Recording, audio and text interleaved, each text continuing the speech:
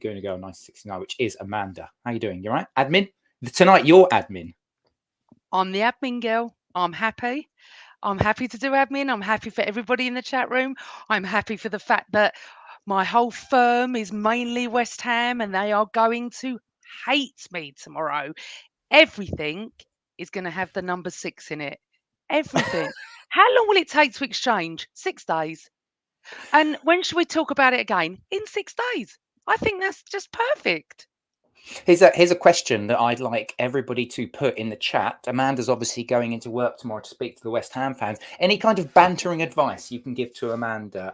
One of the things I'd like to ask you to do, Amanda, tomorrow is just to say, how was your Sunday, guys? Because yesterday I had a lovely feast and my football team had a lovely feast. We feasted on West Ham. So in the comments, put your suggestions as to how Amanda should be absolutely bantering off the West Ham Well, fans. We're going to go through all the details. the As problem we I've go. got, Chris, is the guy who really I would banter with has moved branches. So we'll have to speak on the phone, and hence the 6 number. Yeah, I'll call you back in 6 minutes. I've just got stuff to do. Oh, I will be my director's West Ham as well. I probably will be sacked by about 3 o'clock.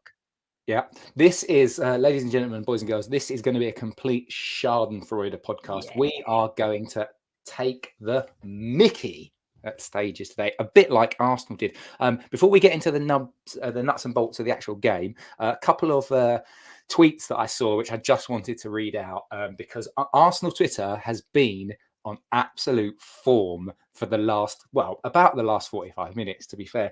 One of which, I can't remember who said this, but I just wrote them down. West Ham could do with a player like Declan Rice. Did enjoy that one. I didn't see that one. I also enjoyed another tweet, which was somebody saying, but it was a video of all of the West Ham fans leaving at half time, and it was, I've got did that. Jamie Carragher tell the West Ham fans to just get down the tunnel at half time? I did enjoy that one as well. But I Amanda, think did the you picture of see anything? Odegaard taking the picture of the West Ham fans leaving at half time was sent to me 5 times, actually, after half time. But my friend was there, a West Ham fan, and he's a really good sport. And we, it's a long story, but there's a cream egg thing here where every time Arsenal used to beat West Ham or sit there, he'd come with us occasionally if we had a spare seat many years ago. He'd bring a box of cream eggs because he knew that Arsenal would just win. Every time we scored, he just offered everyone a cream egg. So he sent me a box of cream eggs at half time and just said, I think you're going to win this one. I was like, Yeah, yeah. I said, absolutely. your fans are leaving, but there's a large section, and apparently that's just the food section because we're not allowed out the ground. They obviously are. It looked like thousands and thousands were going, but Yeah. I think it was only the ones over the bridge, to be fair. Yeah. Somebody's just put a question in, please, into the comments. Please put your questions in, and we'll try and get to those towards the end. Before we get into the start of the game, let's just revel a little bit in the end of the game. And I want to give some stats because this was a totally dominant performance, and Amanda's got a few as well. But I'm going to chime in with a couple. 25 shots, 25 attempts on target from Arsenal, 25 shots, 12 on target, 71% possession, 685 passes to West Ham's 280. We had a pass accuracy of 93%. This was a complete mauling. Amanda, before we get into, we'll dial back to right at the beginning of the game and your Yeah. feelings. But any other stats that you want to chuck in there before we do that? Yes, we have scored 16 goals in 4 games. I mean, come on. I mean, I still sit there and think we need a striker, but I think that speaks for itself. Saliba, Saka, Gabriel Trossard today, which we'll go through. 16 goals, 50th goal for Saka was the pen, so now he's got 51 goals. And there was a stat on Trossard. I don't even do stats. I don't even know why I write all this down. 8,000th goal when Trossard scored, but I don't know what that was for. Was Yeah, that for all of the Arsenal goals that they've scored, I think in league history. oh right? So that's 8,000 when you think about that. Yeah. Um, and it was just it. I mean, we can start talking, but the stats are there for itself. 16 goals in 4 games. Yeah. Uh, Palace 5, Forest 2, Liverpool 3, West Ham 6. I mean, I did say a couple of weeks ago me and Jeff Arsenal were talking about this. We are going to give someone a battering. I thought it was going to be Burnley away, if I'm honest, not today. When we were on our podcast this week with Alan Algar, who's there today, and Anthony Gow, who was Declan Rice's youth team coach. And didn't he nail it, what he said about West Ham, because he's a West Mm. Ham? He absolutely nailed their team and actually said on the podcast, I don't even want to predict because I just know it's not going to be good. And we were all like, no, you always give us a game when we come to the London Stadium. And no. But he was spot on in what he said. And if anyone wants to listen to that podcast, just go to any audio platform to listen to that. But coming to now, Arsenal Twitter this week has been the best ever, and I've been one of the worst, if I'm honest, because I'm like a dog with a bone, Chris.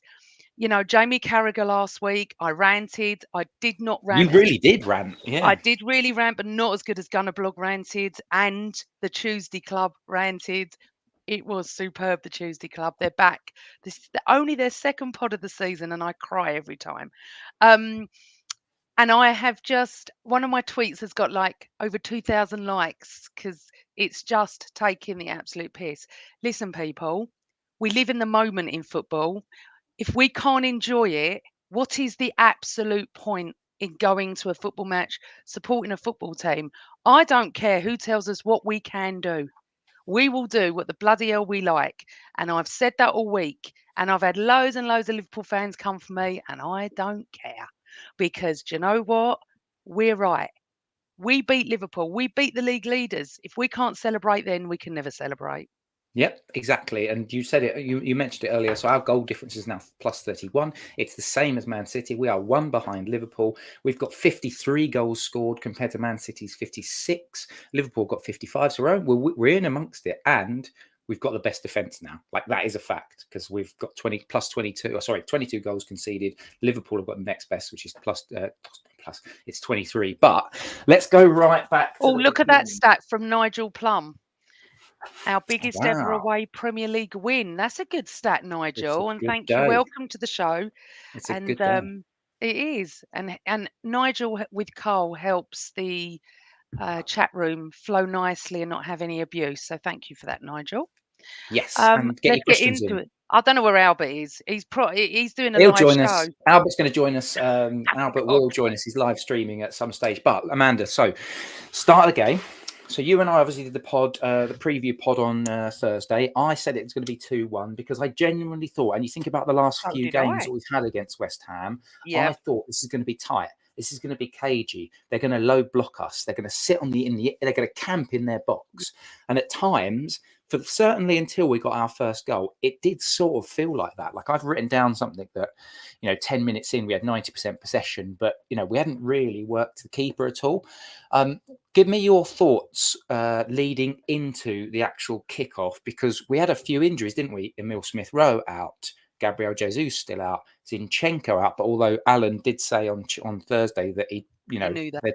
he knew that, so we Yeah. kind of sort of knew that. We've still got Partey out, we've got Jurien Timber out, Tomiyasu was not deemed to be ready. So we had a few injuries going into this. Did that make you nervous, especially when you looked at the bench, because it was a young bench as well? It was really strange. I've come to not enjoy football on the TV anymore. Any other match that doesn't involve us, I'm so stressed. It's ridiculous. When I go to an away game or a home game, I'm fine. I'm not as bad as this. So I'm stressed. I annoy Cole. I'm so negative. I'm like, oh my God, what we going to do? I'm like this. Before the game's even started, I'm gutted about ESR turning his ankle. Where's Tomiyasu? I'm putting it down to fatigue and hopefully not a knock. And no, you're sitting there thinking, we should be able to beat them. But I just want to say that Alan went 3-1, you went 2-1, I went 2-1, and went 4-1. That's how much he didn't have any faith in his team anyway. Just going back to that. And then you look at the bench and you've got Nwari, I can't say his name, sorry. Nwaneri. In Winery, I'll get that in the end. And then you're like, oh, he's really good. He could come on. This is going to be tight. Jared Bowen always does us. But remember Alan and saying about Paqueta not being around, and I think that is massive for them. And to be honest, what I saw of Bowen, he was just backing into our players the whole time, trying to get And fouls. falling over. Yeah, he the first one I thought, oh, that's a foul actually, and then we watched it again and it wasn't, and then he just kept doing it. Listen, I can't believe it was only 71% possession in the first half. I thought it was 90. I could not believe what I was seeing. It was controlled, it was disciplined. Again, you look at us against Liverpool, were they poor or were we good? West Ham were dire, but we were really good. We were really on it. And the best thing is the magnificent movement and the fact that Martinelli, Saka, Erdegaard are all coming good again. They're all playing how they did last season. It's hitting for the first time at the right time for us. One more goal, we would have gone second with City having a game in hand. We're right in the mix. Everyone thinks it's a 3-horse race. No one counts anyone below us. Tottenham are only what? 4 or 5 points behind us. It's not a lot, but no one's looking at that. They're looking at this and coming back to form now, Chris. But do you know what I love? That everybody is scoring again. Everybody. And our set plays and Declan Rice. The only thing I will say, Declan Rice hobbled off, so I'm a little bit slightly concerned. Yeah, but he had a smile on his face, so I suspect that's probably just bumps and bruises. Let's have a shout out for the away fans who dropped quite a hilarious little chant, which was "Who put the ball in the effing net? Who put the ball in the effing net? Who put the ball in the effing net? Half our effing team did." Love it. Absolutely. But whoever makes these songs up, because I saw Charles Watt tweet that. Honestly, I find people's humour so funny, and to be that quick to do that is just brilliant. And then just going to give a little shout out to Hilsey and Fergus from the same old Arsenal, from the Guns and Yellow Ribbons podcast. They were right on my screen when Saka scored. I got a lovely picture of them going mental. They go home and away. They'll be in Porto next week, and it's just lovely. I was there last year and it wasn't lovely, and just to give that to our fans. And you know what, we was under a little bit of pressure. A lot of the pundits were saying, well, celebrating like that last week. I'm not talking about the main pundit, but celebrating does it count if you lose to West Ham? You've got to go and beat West Ham. We did, and I hope they have celebrated. And I tweeted this week that I wanted Mikel to grab Stuart's camera, run to our fans, take a selfie with all the players, and tag Carragher, Christopher Sutton, and Gary Neville in the picture. Not sure he's done it, which I'm a bit annoyed about. However, sorry, I'm diverting because That's all right. That's all right. So we started off all right. I thought we did. I thought it was an interesting start. It was West Ham sort of cagey. They were deep blocking. I got a couple of notes that I just wrote down, like 1 or 2 sloppy passes, 18 minutes. There was 1 or 2 sloppy passes. And, we started off, I thought, okay. Finally. Within ourselves. There he is. Finally. I'm just Albert. Yeah, Chris, I like the way you said hello as opposed to Amanda's hello. Just abusing him. Yeah. Finally. We missed you. You've missed the fun. We're finished now. Thanks for coming. That's all right. I can get on my watch along for Super Eagles then. That's all right. Welcome to the podcast. That's how it should have started, Amanda. Thank you for having me. Thank you. Well, let's bring Albert into this. So we were just talking about the opening exchanges. We've had a little bit of the banter. We've talked about some of the tweets and stuff so far, and it's all been a lot of fun. We've got lots of people having lots of fun in the chat, but we're right up to the point, which is the opening sort of exchanges and the opening salvos, if you like, before we got our first goal. First goal was on half an hour. So, we're a third into the game before we scored our first goal. And I thought, Albert, I'd love to get your thoughts here, because I thought there was a few sloppy bits. And I just thought this is going to end up being a bit like the Nottingham Forest game. West Ham low blocking. It's going to be tight. And what was your kind of opening thoughts on that first section, that first third of the game up until we scored? Did you have the same sort of vibes as me? Or were you kind of like, we got this, it's coming eventually? You know what? I thought it was quite even Steven for 20 minutes. I don't think they worked that for personally. Kivio had a nervy start. Yeah, he had a few moments, but he settled in. But no, I thought we'd get the first goal, have a bit of impetus, and then we grew more into the game, man. The possession just dominated, man. And then the third goal winning, so yeah, even better. Yeah, I mean the stats. I gave the stats earlier, but I mean we've absolutely battered this West Ham today. And the first chance that I seem to recall was that Trossard save on 22 minutes. And it's funny because as a fan, Amanda, I don't know if you're the same, but as a fan, I don't see it like the commentators see it. Like you hear commentators saying, "Oh, this is only one-way traffic. This is only going to end up finishing one way at this rate." But as a fan, you're just thinking, now we're going to do 90 minutes of this where we just batter a team and they score with their only chance. And that's just obviously with the blinkers on. Did you feel like that up until the point in which Saliba scored? Yeah, because do you remember Trossard had that fantastic shot and he saved it? I think, Keeper flicked it over. and I was like, did you know what? This is so unfair. It's all us. And I tweeted, because it's reverse psychology. You know what's going to happen? It's all us. They'll go and score. I just didn't think West Ham had it in them. And I was more nervous to start the game, as I was saying before to you, than about 10 minutes in. I thought we started off well. Kivior, yes, Albert, a tiny bit, but not too bad. I thought we just dominated, and I thought it's going to come. I didn't expect 6. I thought when we got the one, if we could get another one before half time, that'd be great. You know, that sort of situation. Because you're always worrying. And also, remember, I'm old.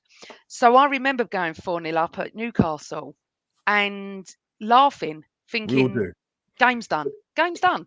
Because people kept telling me off of mentioning Newcastle, but I said, game's done. I'll never forget it. I'll never say that ever again, even if we were Yeah, I was 6-0 there. up. I was literally in the ground. Yeah, I mean, I literally was screaming because those days I was listening on the radio. So when you have that in your head, you're like, shit, it's 4-0 here. Surely they can't come back. They're so poor. It's not Newcastle. It's not their fans who are a bit louder. West Ham weren't very loud today. And you do have that hesitation, but I was a bit more confident and trying not to think of the 4-0 at Newcastle. And I'm just honestly, we need to talk about the goals, Chris. We just need to talk about each goal. Let's go on to it, Albert. So, and just before we talk about the goals, Arsenal scored 6 goals in just over 30 minutes. I mean, that is a prolific third of a game. But first goal, Albert, Saliba, really good header, but West Ham were shocking defensive, weren't they? Yeah, you know, it's too bad for West Ham personally, but yeah, listen, it's been a strength season for Arsenal, hasn't it? They threw up the stat before. I think it was 10 from corners specifically. And obviously Saliba's I actually couldn't tell who scored, but you know what? One thing that does help with set pieces is your delivery. So obviously Declan's on the set pieces more now, which obviously tells you he's the best set piece taker at the club, because normally that's what happens. But yeah, like I said, we got that first goal. And it just, for me, I don't say this often about Arsenal, but their value for money, there was value for money today in terms of taking the lead. Not necessarily going to win the game, but yeah, that was as impressive, man. And a goal followed that soon after enough. So it was good. It was good. No, it was absolutely fantastic. And Amanda, maybe actually Albert and Amanda, but I'll start with you, Amanda, because let's move on to the second goal, because we've got so many goals to get through. You know, we could end up with about a 4-hour podcast if we analysed each of them in deep detail. But does any of you know if, because I tweeted this, set piece FC, strike again after the first goal, and does a penalty count as a set piece as well? Or is that something completely different? Amanda, do you know? No, I don't think it's a set piece. I've never known it to be a set piece, but it's not a goal from open play. It's just a penalty. So I'm not sure. Someone in the chat room will know, because I don't. I've never thought about it like that. But I think it's just a standard penalty, isn't it? I just like it to be my narrative, set piece FC, strike again. So it's just funny, but a brilliant ball from Leandro Trossard, Amanda. And I mean, Saka is brought down. No real complaints, really. I think it's just a fairly obvious one. Did you, Amanda, get PTSD like me, or hope that Saka didn't have PTSD from last season when he stepped up to actually take it? I was there. So as soon as I said to Carl when they were going to VAR, because I thought he was offside, and then obviously he wasn't. I said it'd be Erdegaard. And then Saka picked the ball up. I went, no. I was like, oh my God, I was there last year when he missed. This is too important. I mean, I don't know what we were at, 2-0 at the time. I've lost No, count. that was the second goal. So That was the Saliba goal. So first goal. 1-0 at the time, which is really important. If we'd have missed that, God knows what would have happened today. To be honest, they weren't very good, West Ham, so we don't know. But might not have been as negative as I was thinking. But no, I didn't want him to take it because I kept saying to myself, if he misses this, he's starting to play so well again. I don't want him to go back. And if I'm totally honest, I haven't seen the penalty yet because I looked away. Because me and Carl have this thing: if we Oh look my away, they God. score. So I've not seen it. I haven't seen his penalty. And I've had no time to watch the replay because we literally run on here. But no, I didn't want him to take it because I didn't want him to miss and then get all upset. What And about it was you, important Albert? for us, obviously. Albert, were you like, that's a pen, Saka take it, Saka put it away, let's go? Yeah, 100%. Obviously, I was doing a watch long, so for me looking away, that wouldn't look really good visually. So, but no, Chris, he's the penalty taker. If you look at most of our penalties over the last couple of years, he's taken them, right? Yeah. And more than most of the time, he scored them. He scored big penalties actually as well against most of the top 6 sides. I think he has. So I had no problems in taking the penalty. I think Arsenal scored all their penalties this season. They said, isn't it? 6. It's either 6. I think it's 7, including that today, or 6 before we took the penalty. If that makes sense. So yeah, we've done really well with that. So I was more than pleased for him to take it. To be honest with you, he's had a little bit of a Saka's numbers will always be good.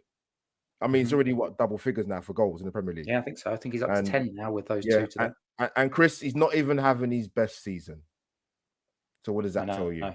It's a bit like what people say about Man City, where it's like they're not even having a good season and they end up winning the league anyway. Well, with Saka, it's like he's not even having his best season. We had this conversation. I feel like lots of us Arsenal fans were saying this last season about Saka, like he didn't quite click, and then all of a sudden we see he's got sort of 15 odd goals. So we're 2-0 up, and then Leandro Trossard into injury time in the first half nets Albert what is a fantastic goal.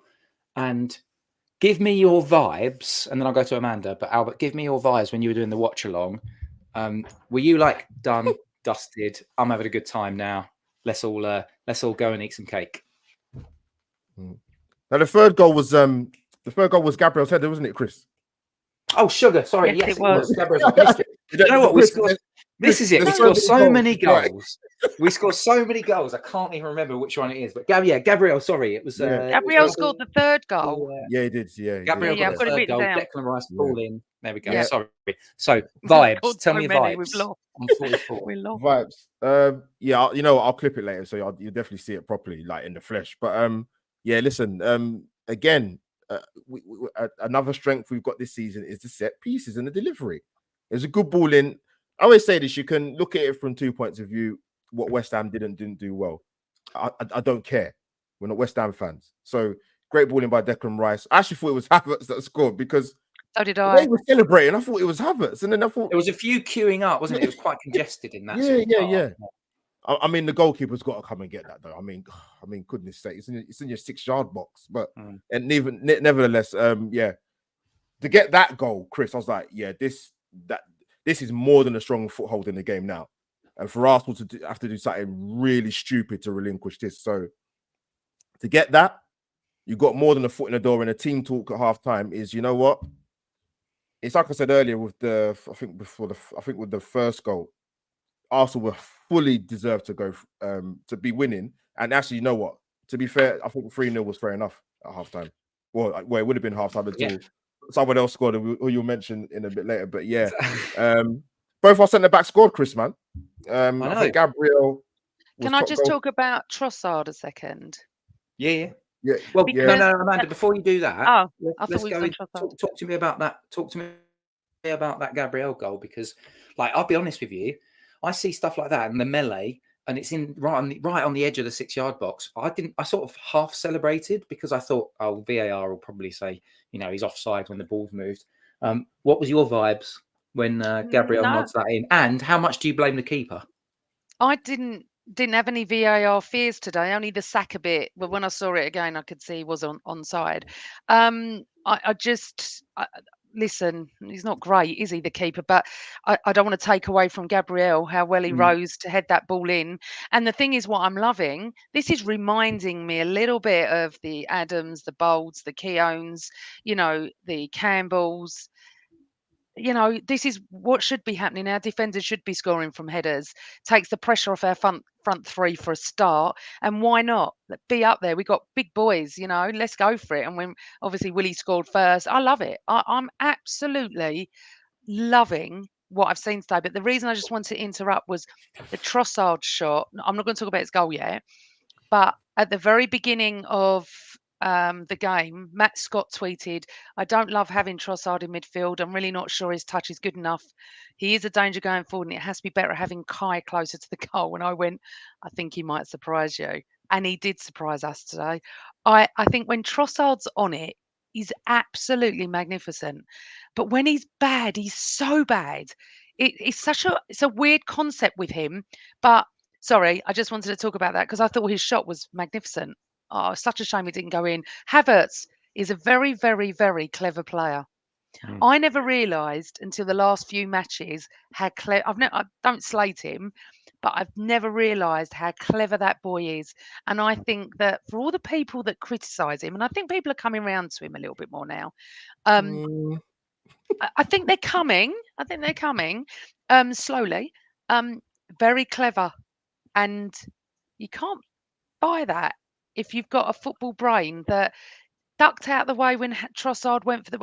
He's never clumsy and he's not in the way. He just seems to know. Anyway, sorry. That was just me about Havertz. Quick shout out to Albrecht Schultz, who said, really interesting point, actually, and I saw that. Gabriel even talked to Rice. They showed that in some of the replays. He actually had a chat with him before that third goal, which was really, really interesting. He's obviously said to him, look, this is the movement I'm going to make. Rice has absolutely delivered on that bit. What I think is really interesting, what I thought was really interesting about today was people talk about Trossard as a left 8 or Trossard as a false 9 or whatever it is. But if you watch our team, there was so much movement. Like Trossard was popping up on the left wing and Martinelli went centre for one or two bits. You had Havertz that was then contesting at times, and then Havertz was dropping back. So there was such fluidity in the movement between the front sort of 4 or 5 players that I think that it almost feels a bit archaic to talk about, oh, he's playing as a centre forward and he's playing as left wing. And so I think the only one that's relatively clear was Saka, because we were finding so much space on that side. Saka was finding so much space in that first half and the second half, to be fair, that it just felt like the other players, Trossard, Havertz, and Martinelli particularly, it was like they were rotating amongst themselves. And I think that caused West Ham quite a few problems. But Albert, so let's get on to the actual fourth goal, which was in injury time, which was Trossard. I mean, that's a perler, isn't it?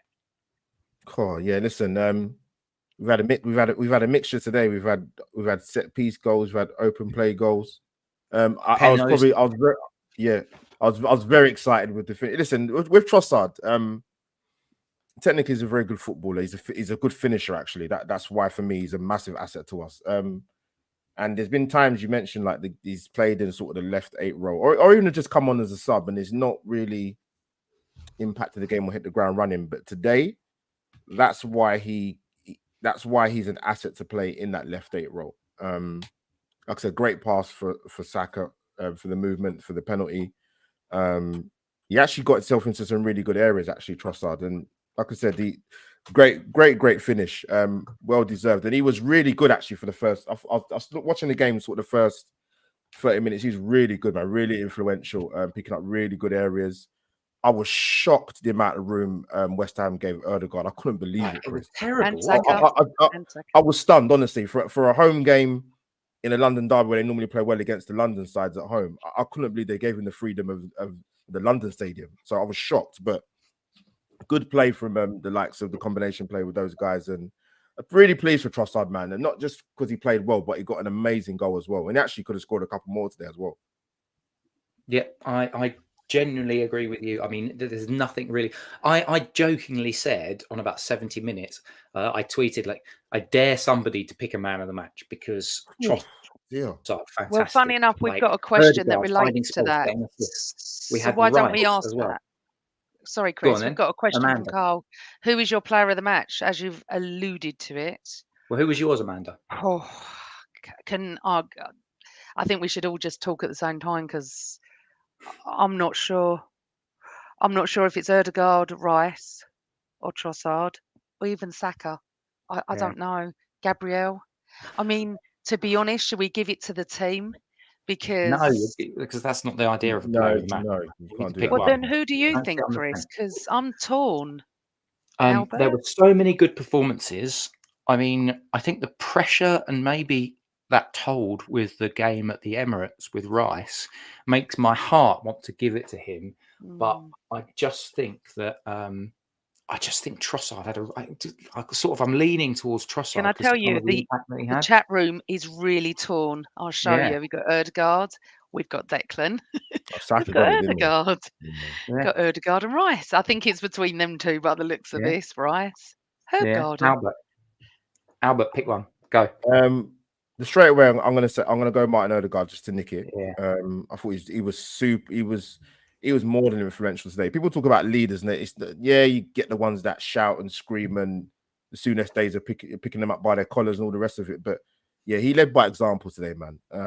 You can talk about, as I mentioned, the amount of room that West Ham gave him, but he still got to execute, Chris, man. And he was influential throughout the entirety of the game, even at 4-0, 5-0.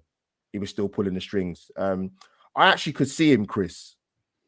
I said this during the live, and I actually kind of thought for a few weeks, depending on what Arsenal want to do going forward in terms of their midfield, I could see him playing a lot deeper role, and pulling the strings even more. Yeah. He's still young, obviously. He's not losing his legs yet, but I could see him. I could see him being utilized like that. I get it. He's an asset at the top end of the pitch in terms of the combination play with Saka and Ben White, and add Trossard in there as well. But I could see him playing a little bit more deeper if Arsenal, depending where they go transfer wise. But yeah, the other player, Trossard, was delighted for him today. Declan Rice, that's the kind of performance we've been seeing for the most of the season. Excellent. And the goal, wow, we'll come to that. But yeah, we'll come to that. Yeah, Erdegaard, for me, man of the match. I know Saka got it, didn't he? I don't know who got it. Yeah, he did, Saka, and also I've got some quotes. So let me know when you want me to read them out, Chris. Yeah, we'll do that towards the end. But so we're going to move on to the second half. But before we do, just as I said right at the top of the pod, we're sponsored by the lovely Ruth Beck Art. She does some really, really good banners. She does pin badges. She's got all the time. I'm going to chuck a couple of bits on screen. If you're listening in, then I'll dictate, or I'll describe. You'll explain. So we've got poster badges, we've got pin badges with for the West Stand Highbury. If you're part of the West Stand, or if you're an East Stand lover, then we've got some East Stand ones. I was joking and bantering with Amanda beforehand that the East Stand, they never really sing; they just sort of politely clap and tell people to sit down. But I'm a North Bank man, so of course I'm going to say that. But go and check Ruth Beck Art out. Check her out. If you're not following her, follow her on the social medias, and also check out her website as well. And also, again, before we go into the second half details, if you fancy, no, not if you fancy it, do this. I want you to do this for the next Arsenal game, for the Burnley game. Albert does a watch along. Get your laptop, put your football on the screen, put your laptop up, and have a little listen to Albert whilst watching the football, because Albert's a lot more interesting than having to listen to the nonsense that we get in the commentary. So listen to a proper Arsenal fan talking about it. So get Albert just on your channel. What's it called, so people can check it out on the YouTube and stuff. Chris, you legend, you. Thank you. Yeah, Albert JT, people come and follow. Yeah, you know what? With the watch longs, you how can I put it? That's the reason for it. You do lose yourself a bit. You're like. It's not that I don't say things I shouldn't say, or but you just kind of lose all inhibitions, man. But yeah, I enjoy doing it. So yeah, Albert. I'm going to watch you one day. Do you know that?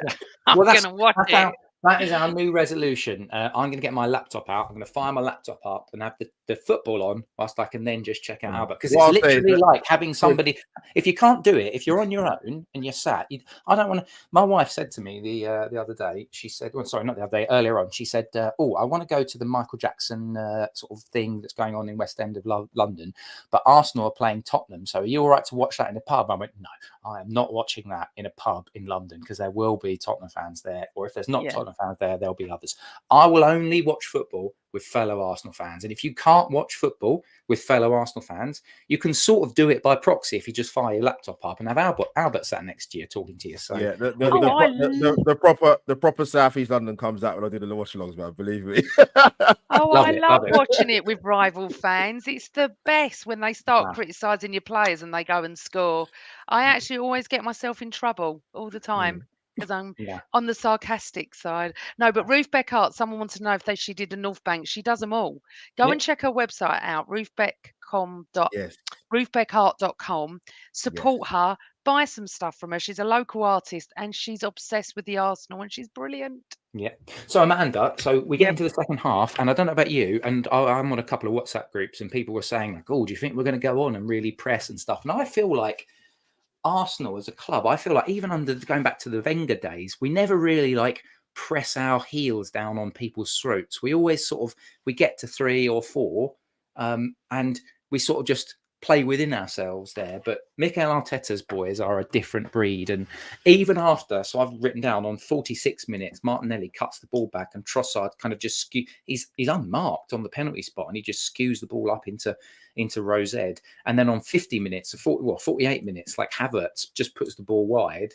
This is an Arsenal team that they want to go for the jugular, don't they? And let's look at that second half and the start of it up to when we scored our 5th goal, which was on 63 minutes. But what was your kind of general feeling about that second half? Were you just like, let's play within ourselves? I mean, obviously as a fan, you're like, I want more and more goals. But what did you think that we'd do?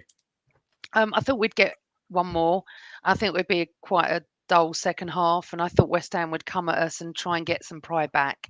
I was completely wrong. They didn't do anything. And I just think it's really tough for players at 4-0 up to go into the dressing room at half time. And, you know, it's a tough one, isn't it? What do?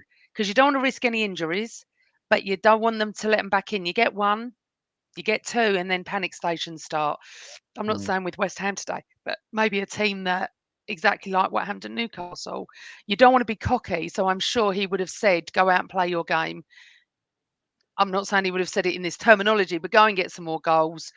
Don't be laps. Keep your discipline. Keep your shape. Don't go for any stupid tackles.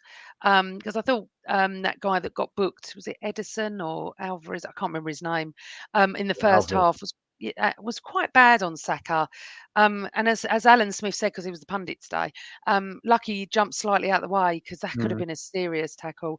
They put 2 men on Saka today, but in the second half, it felt like they didn't. And it just felt like where you're saying about Ødegaard had space, Saka, that's why he scored his trademark goal. He had enough space. You can't, just everybody out there that doesn't follow Arsenal, that supports another team, tell your manager you cannot give Saka space, because he's going to do it every single time.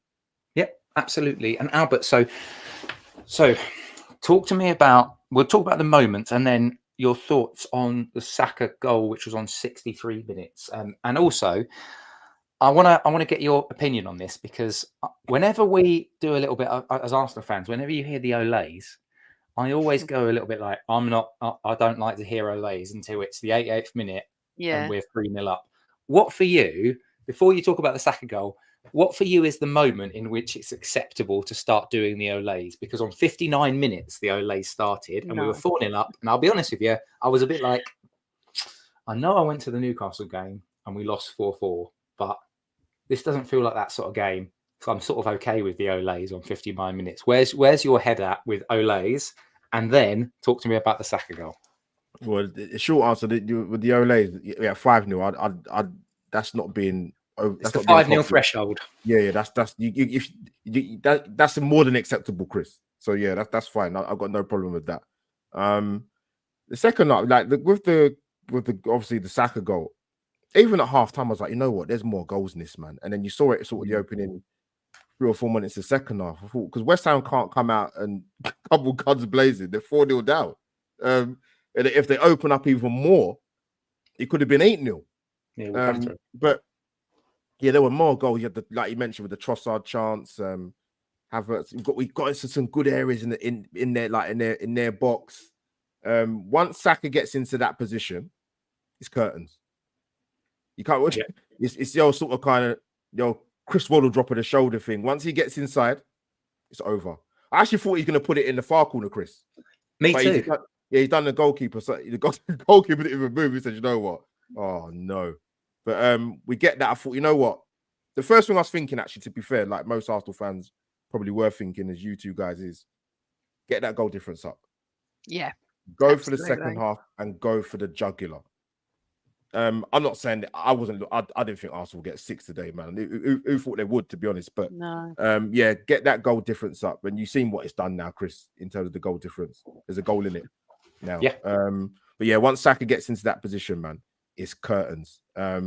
Because that's why he plays on that right-hand side, Chris. He's got the ability to come inside and do that, drop the shoulder and put in the far corner or the bottom corner. And even with that goal, I still thought there was more goals to come. And we was right, Chris. We were definitely right. Amanda, Declan Rice. Do you know what? If any player you want to get an absolute screamer, having seen the weird West Ham fans booing him, or no, do you know what? That's unfair. I think 2/3 of the ground, and then we talked about this on Thursday in the preview show, I think there's a small pocket of West Ham fans that were booing him. I think most of them. And in the first half, I think he took a corner and there was a bit of a smattering of a round of applause. So I don't want to label West Ham fans as I don't want to sort of lump them all in under one single bucket, but there was a little smattering of them that were booing. And if there's any player that you want to have an absolute stormer, to get some assists, as Rice did, and then to score essentially the goal of the game, to, as Albert mentioned, to bring us level on goal difference with Man City, I will hasten to add. I mean, wouldn't you just? I mean, how did you feel when that ball felt in? And also a bit of a shout out to I think it was Ødegaard and Trossard with the accidental dummy, just to leave it to Rice to leather it in from 30 yards. Do you know what? At the beginning of the match, I was trying to work out how many times he's played there since he started. He's played once and we lost in the League Cup. He's played at our place. And we were saying on our podcast that he needed a good game because he doesn't seem to turn up against West Ham, funny enough. So I wanted him to play well. But during the game, I forgot all about that. I didn't even think, come on, I want Rice to score. Come on. Because we were doing so well, it wasn't like 0-0, and like they're booing him and they're playing brilliant and you'd love him to score. Yeah, there are some idiots. I've got West Ham fans on both sides, the idiot ones, and I've got the sensible ones. Sensible ones all respect him. The idiot ones are like, yeah, what did he go to your club for? He wanted to win things, all that nonsense. But this shows the class of the man. It shows the class of the man. He scores the goal of the game and he's like this. He doesn't want to celebrate. He just stood there and just went like that. Hands up. Yeah. I honestly, Chris, we say it every pod. I said it on Thursday night. I can't love that man any more than I do. I can't respect him any more than I do. And he's our midfield general. And he scores a goal like that. He 2 assists. So for the corners, I mean, he's now our corner taker, isn't he? On that side. And you're just like, I'm in awe of him. I'm in awe of the human side of him as well. I don't know him personally. And obviously, Anthony Gow, who came on, is his friend and talks to us about how wonderful a human he is. I can absolutely see it. Why did he not run round to the people that were booing him? Because he's an adult and he's mature and he respects and loves West Ham. That's what they don't get. Because if he didn't, now after what he did with his celebration, they should never boo him again. But they will. I don't know, actually. I think this is going to be one of those things that falls out. I'm going to get Albert just to give his thoughts on the goal itself. But just before I do that, I did see, I think it was at that West Ham Central account, had said something like, when it was 4-0, it says something like, well, on aggregate, it's 5-5, and really, really good message from Master Gunner in the chat saying, well, actually now we've beaten West Ham 7-5 on aggregate, so poor old West Ham Central doesn't even have that to hold on to. But Albert, ball falls to Declan Rice. What a perler, eh? Oh my God! Yeah, I think I lost composure with that goal, man, more than the others. I said, God, what a hit, man. Declan has actually got a good strike on him. That's the thing, and it's no coincidence he takes the dead balls. But like you said, the bit of masterstroke between Trossard and Odegaard, the plan dummy or mix up. But yeah, what a strike, man! It was just wow. I think even some of the West Ham fans, they cut to him and they said, "You know what? Fair play, son." And it's clapping. You can't boo that. What can you say? You're 5-0 down already, and the guy that used to play for you and dominate your midfield, your club captain, has scored a screamer. And he's been respectful about it. And man, they make a good point actually, because some players in that position, right, would have done. Yeah. They would have celebrated that goal, man. Particularly that type of goal as well against your old club. But he did. But he didn't do it. I didn't think he would, to be honest with you. But amazing sort of. How can I put it? Kind of. Just a wow moment. Brilliant finish against your old club. 6-0. Someone's put in the chat already. I wanted 7. I was desperate for 7, to be honest. I'm not going to lie. I was thinking, come on, get just one to more. go above City would have been lovely, wouldn't it? Yeah, Just to see magnificent 7, Amanda, the Arsenal way. yeah, true. But yeah, listen, we'll take 6. Let's not be greedy. But yeah, yeah, what a strike, Chris! Unbelievable, man. And he was brilliant today as well. On top of that. Yeah, he was really, really good. And do you know what as well? I think after the game at the Emirates, where it almost felt like he was trying too hard and he conceded the penalty, it was like a nightmare. And then there was the 100%. game in the League Cup, which I went to, and it was just a bad day at the office. And he came on in the second half, and it just hasn't been a happy sort of return against his former club. But today was definitely a happy return against his former club. Amanda.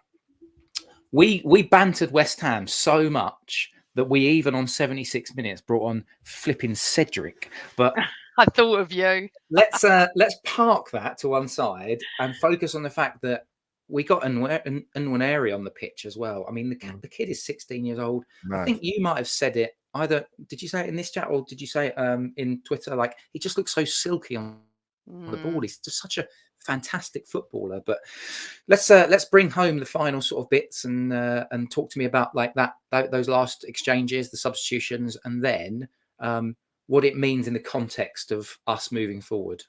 And I'm going to read some quotes out as well from Saka. Yeah, do the quotes as well.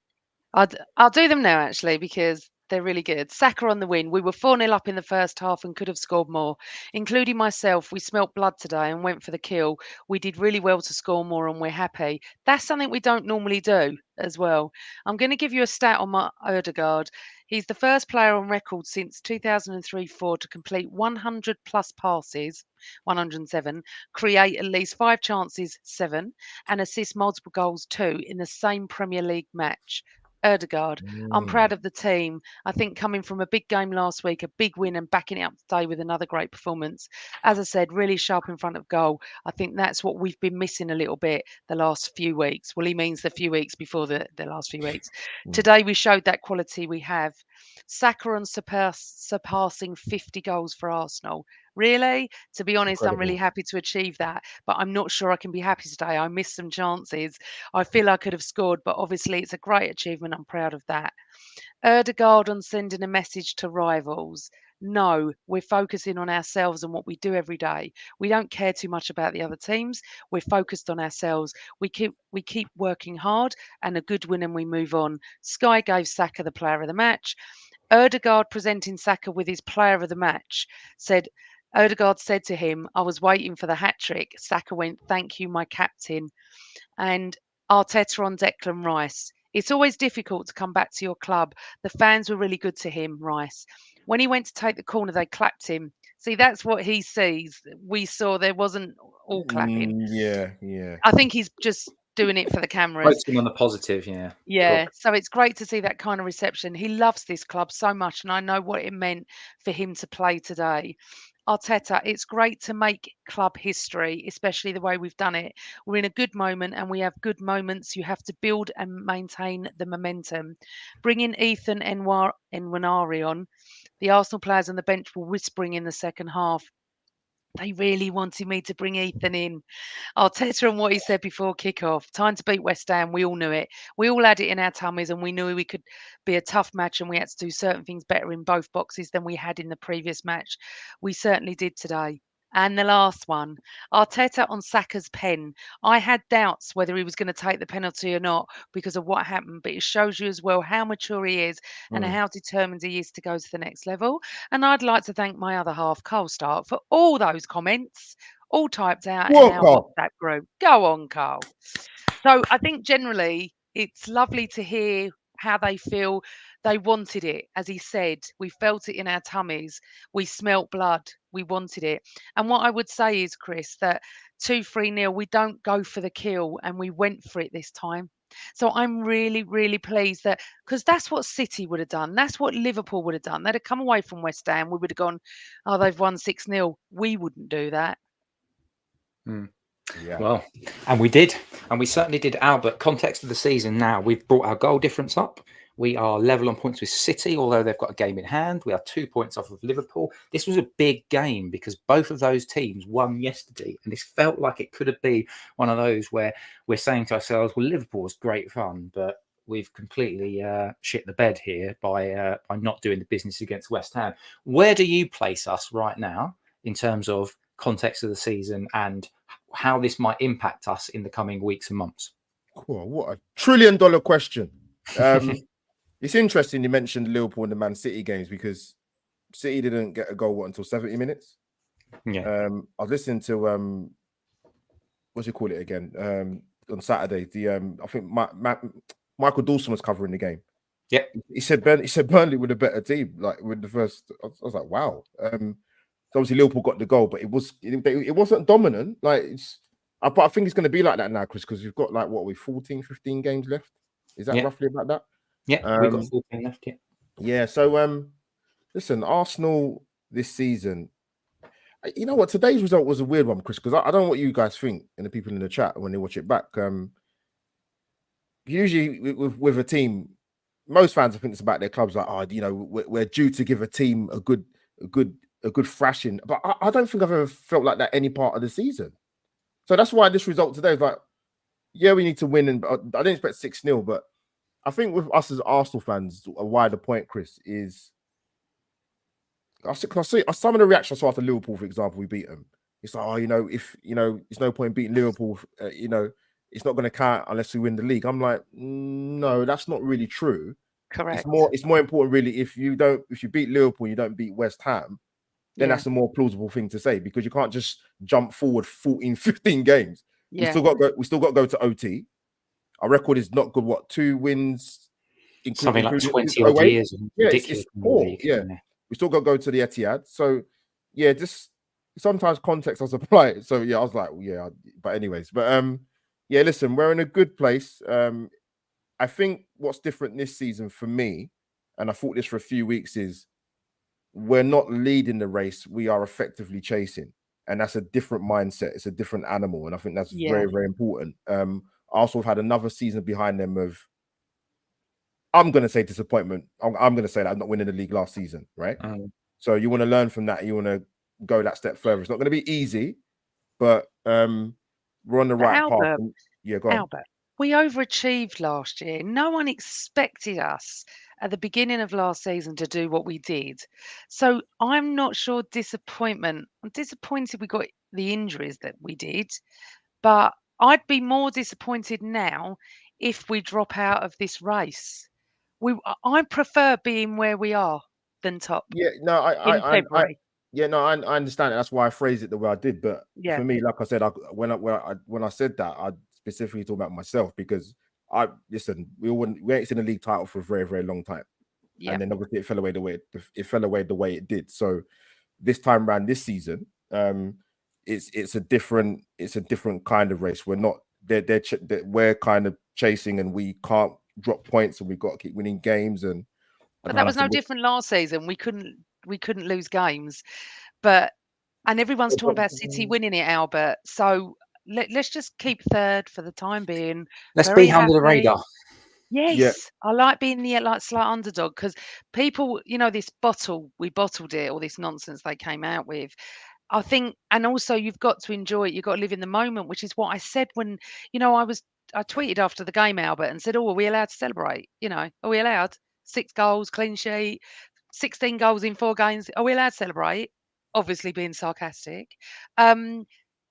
Because if you don't celebrate now, when do you celebrate? This is the point last week. We beat the league leaders last Sunday.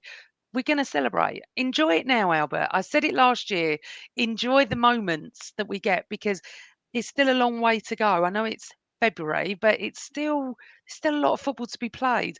And to be honest, it still does look like it's going to be City's title, but you never know. Funny's funny. Football's a funny old game. Football is a funny old game. It's also about the journey as well, because like it's all very well talking about like trophies and stuff. Like I've been to Wembley, I've seen us win trophies and stuff, which is amazing. But that's a short pocket of time. So the season's quite a long one, and you need to enjoy those highs when you get it. And today has been a high, and last weekend has been a high. Dubai certainly worked out well for us. I think we should go to Dubai 3 or 4 times this season. Right. Should we go to questions? But that's what I was just going to say, Amanda. So let's go to some questions just as we wrap up the show today, so that we can go off and hopefully see Aston Villa and Man United explode each other or something. Karen Russell just asked that. Who else thinks that the break in Dubai has done as the boys good? Well, it has, because before we went there, we lost to Liverpool, didn't we? And we've come back and we beat, wasn't it Palace? Yeah, Palace. Yeah. We've won. Yeah, we've won 4 in a row now, and as you said right at the start of the show, Amanda, we scored 16 goals. So absolutely, I think it was pivotal. Pivotal. That's not a word. Pivotal. It is, Chris. Sometimes I'm just making it up. I'm just making it up as I go along. As we like to do. Got another question for us, Amanda? I'm going to ask Albert this. Albert from Simon Lester. Hi, Simon. How do we manage Jorginho now? Do we just play him against certain opponents?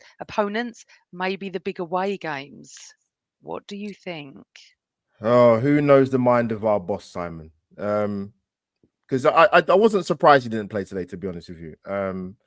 And I understand why he played last week, because I know Liverpool, they more or less were kind of at full shot. I know Szoboszlai was missing, but it was not masterstroke, but it made sense for Jorginho to play last week, because you need to control that midfield, and he's an experienced guy. And so I don't know. It depends.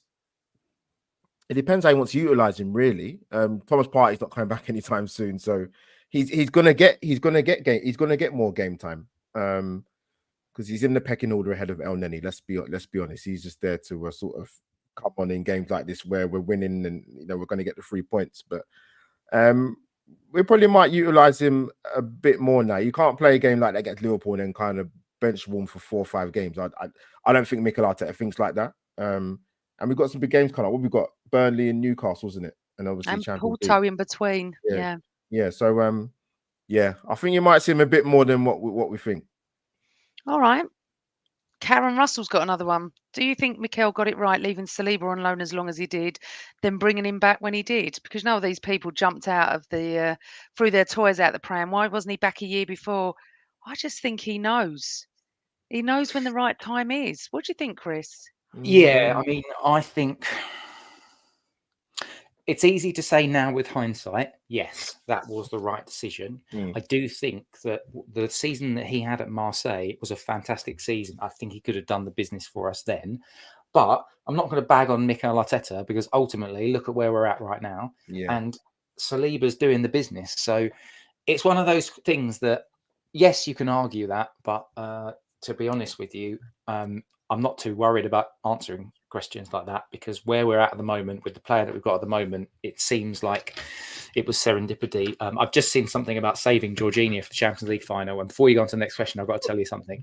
I've booked myself to go to Portugal over the week of the Champions League final. Oh. And I spoke to the wife yesterday, and I said, on the Friday we're meant to be going. And I said to the wife, Arsenal are if they get to the Champions League final at Wembley, it's on the Saturday and we're meant to be going on the Friday. And this is why I love my wife, because she said, "Oh, what we'll do is we'll change the flights then." And I was like, "That's it.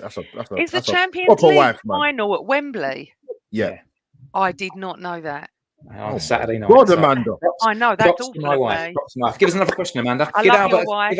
Give Albert another question. Albert, another question. Yes, we've got some interesting ones, and there was this one I wanted to ask. Phil Macker, is our defence the most solid since the Invincible side? 1,000,000% yes. Mm, It's not even questionable. We've seen some dross defenders at our football club. I'm sure you guys will come up with a trilload of names, honestly. But I said this. I've said you asked the question, Phil, wasn't it? I said about 3 seasons ago. Looking at our playing team and our playing squad, we need to sort out our defense, man. And Mikel Arteta knew that when he came in, because we was leaking too many shots, too many goals, different centre back partner pairs, different centre back pairings, and full back changes, and I think Ben White said it after. I think he said it sort of. I think he said it last season, or maybe even in like I think his second season when he was here. Like we've had another year of the team to bed in and get to know each other, and obviously him being a defender and playing in that nucleus of the back five, including the goalkeeper now, obviously it being Raya, it's no surprise. And that's what ironically enough, that's what was our Achilles heel last season. Towards the back end of last season. But yeah, this is by far this is a defense you can trust a lot more than any other time I can think as an Arsenal fan in the last 10-15 years. By far. 100%. 100%. that. We can't quite put them on the Can I same level as squeeze the in one? Invincibles just yet. We'll do one more question, but just building on that. Amanda, you answer it. The Invincible season, we only conceded 26 goals. We've conceded 22. So, you know, but I'm not trying to do down on the current team because they're doing a fantastic job and we love them. Amanda, one more final question then. Oh, can we do 2? We've got such great questions. 2 more final questions then. Go on then. Simon Lester, we have less games to play than both City and Liverpool due to no domestic cup games. How significant could this be? Are you asking that to me or you? Go on. Yeah. Go on. I think we won't know that until we get to March, because if Liverpool go deep, they're already going deep in a few of them, but if they go deeper and if they start to pick up knocks and stuff like that, then fine. And City the same. But it's almost like if the knocks don't happen and if they keep that cadence, like these 2 teams are juggernauts. They're used to just playing lots of games and winning lots of games. So I don't without wanting to be a cop-out answer, I don't think we can answer that until we get into March. Albert? When they got that fight, I've just seen it. So 25th of February against Liverpool. Yes, a couple of weeks time. Yeah.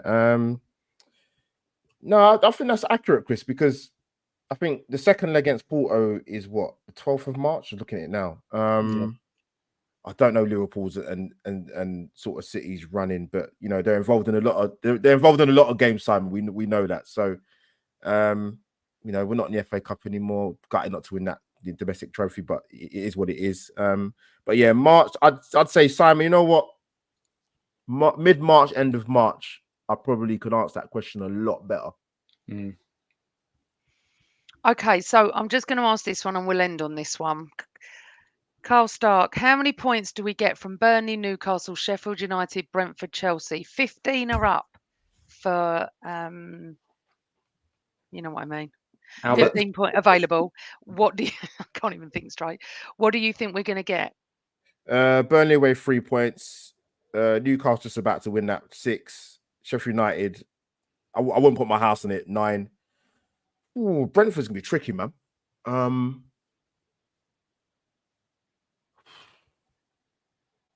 They're not in a great run of form, though. Oh, no, yeah, you're right. The only game we're looking at that Arsenal could properly not win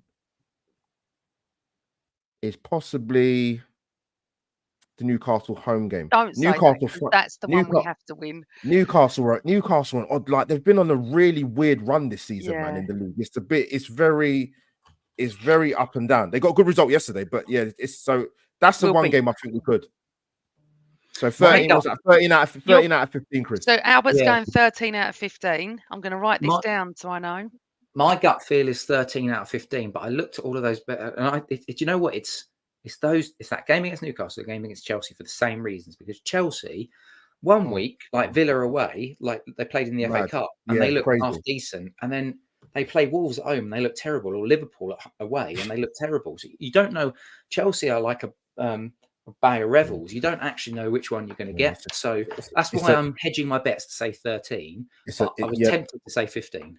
No, you're right, Chris. It's tough, man, because even like I said, the 2 games yesterday you saw with City and Liverpool, it's hard. Everton made it hard work for him, man.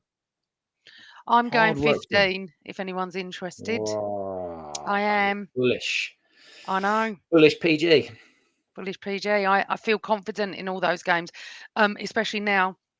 We're going to get a week off. And me and you, Chris, have done 3 podcasts this week, and we're going to get a week off till next weekend. Well But done, Amanda. Well done, Arsenal and Christopher, Christopher. we like to bring you as much content as we can. And for all those that appreciate that, would you please press like and subscribe to our channel? And everyone on audio, we do appreciate you as well. And if you wouldn't mind pressing the star button or whatever it is on audio and rating us, that would be great. But yeah. Up next, young Christopher, Burnley, Turf Moor, 3 p.m. Don't know when we're going to be podcasting next weekend. We'll sort it and then we'll let you know. We will indeed. We will indeed. And that is the end of today's show. We're going to go and see, I think the 3 of us are now going to go and separately watch the Aston Villa versus Man United game. Hopefully you've enjoyed this podcast, sponsored by Ruth Beck Art, as we've said right at the beginning of the show. And then when we showed you some lovely stuff that she does. So check her out and her website out and follow her on the social medias. Albert, thank you very much for joining us. No worries, man. Appreciate we love it. you, Albert. The shift isn't over. I've got a very important date at 8 o'clock tonight, man, with my boys in the AFCON final. Oh, Come on, lad. well, Yeah, important Nigeria, work man. we had. Yeah, You watch yeah. along in on that as well then? Of course, man. This is even going to be even more passionate and juicy. I'll support Nigeria just for you. Good, All right, Amanda. Albert. There we I go. want Nigeria to win. They play in green, don't they? We do. Yeah. So you impressed? Yeah, see, I'm very impressed, Amanda. I am. Good. Lovely stuff. That's it. Thank you very much from me. Thank you very much from Albert and Amanda. Take us home. Yeah. Thank you, everyone. We love you all. Listen, 6 goals at the London Stadium. Could Sunday be any better? We certainly burst those bubbles. Always Arsenal.